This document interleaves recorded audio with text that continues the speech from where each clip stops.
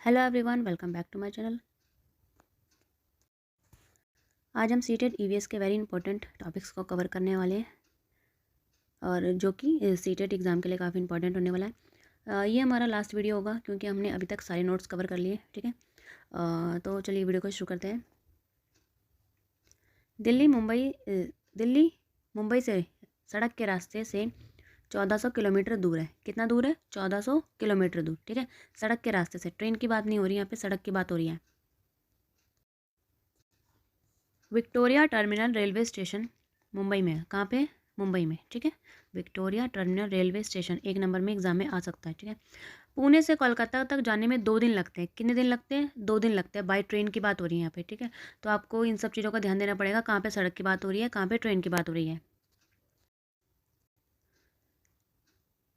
अब सीटेट में क्या है कि ये काफ़ी ना इजी नोट्स है। ठीक है, लोगों को लगता है कि इजी है, एग्ज़ाम क्लियरली पास हो जाता है, बट जब एग्ज़ाम देने जाओ ना तो वहाँ पे स्टेटमेंट को इस तरीके से घुमा दिया जाता है कि बच्चा कंफ्यूज हो जाता है और फिर वो गलत ऑप्शन टिक करके आ जाता है। तो सीटेट कम पढ़ो, अच्छे नोट्स पढ़ो और रिवीजन ज़्यादा मांगता है सीटेट। ठीक है, जितना आप रिवीजन करोगे ना उतना ज़्यादा स्कोर करोगे आप, क्योंकि सिलेबस फिक्स है। आपको एक्स्ट्रा कुछ पढ़ना ही नहीं है। अगर आपको मान लो 10 चैप्टर पढ़ने हैं, ठीक है, ईवीएस में, तो आपको वो 10 चैप्टर ही रिवाइज करने हैं बार बार। 4 दिन, 5 दिन, 6 दिन, जब तक वो अच्छे से याद नहीं होते उसको याद करो। ठीक है, इधर उधर से मत पढ़ो, एक ही रिसोर्स से पढ़ो ज़्यादा।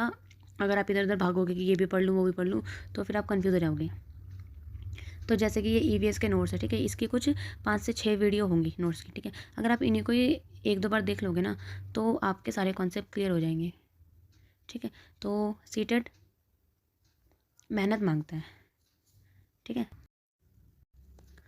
एनीमिया। ठीक है, एनीमिया आयरन की कमी से होता है। ठीक है, एनीमिया क्या होता है? खून की कमी। ठीक है, खून की कमी को क्या बोलते हैं? एनीमिया, आयरन की कमी से। अब आयरन की कमी अगर है तो आपको क्या खाना चाहिए? ठीक है, गुड़, आंवला, हरी सब्जियाँ। ठीक है, ये सब खाने से एनीमिया दूर हो जाता है। स्कूल के बच्चों में भी आयरन की कमी पाई जाती है। ठीक है, इसलिए स्कूलों में भी बच्चों को आयरन की दवाई दी जाती है।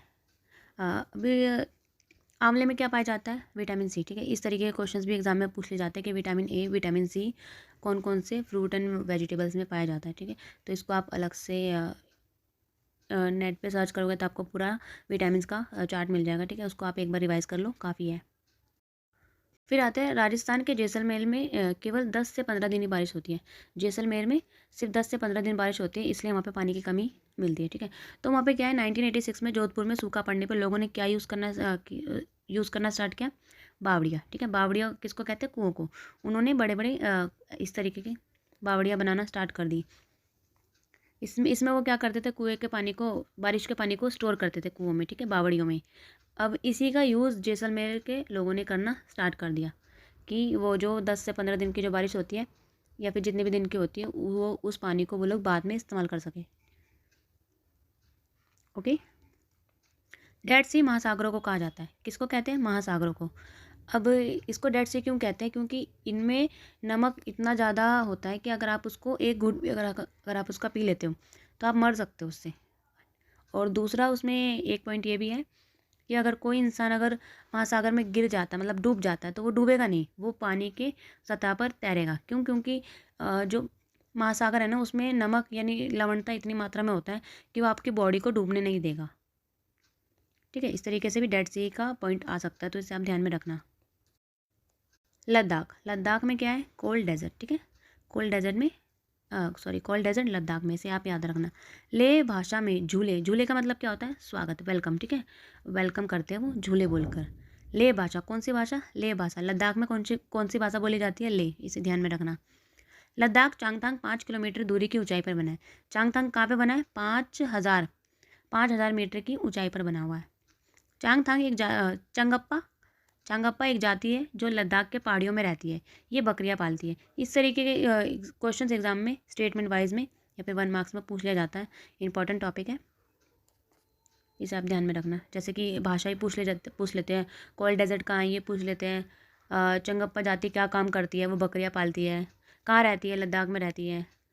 मैदानी इलाकों में रहती है कि पहाड़ी इलाकों में रहती है? इस तरीके के एग्जाम में क्वेश्चंस आ जाते हैं। इनके टेंट बड़े तिकोने होते हैं। किनके? चंगप्पा जाति के। ठीक है, और जिसे रैबो कहते हैं। अब ये भी एग्जाम में आ सकता है क्वेश्चंस कि एक जाति है जो कि लद्दाख में रहती है, बकरियां पालती है, ये कहाँ पे रहती है, ठीक है, तो रैबो में रहती है। इस तरीके के एक घुमा फिरा के क्वेश्चन पूछे जाते हैं सीटेट में, पर पूछा वही जाता है same to same. Pashmina shawl, pashmina shawl कितने स्वेटर के बराबर है? 6 स्वेटर के, ठीक है। लेखा, लेखा क्या होता है? भेड़ बकरियों का घर। लेखा भेड़ बकरियों का घर, और रैबो उनके मालिकों का घर। झारखंड की कुड़ुक भाषा में जंगल को तोरांग कहते हैं। क्या कहते हैं? तोरांग। ये इंपॉर्टेंट क्वेश्चन है, कई बार पूछा गया एग्जाम में। जंगल अधिकार कानून कब बना था? 2007 में। ये भी इंपॉर्टेंट है, कई बार आया हुआ है एग्जाम में।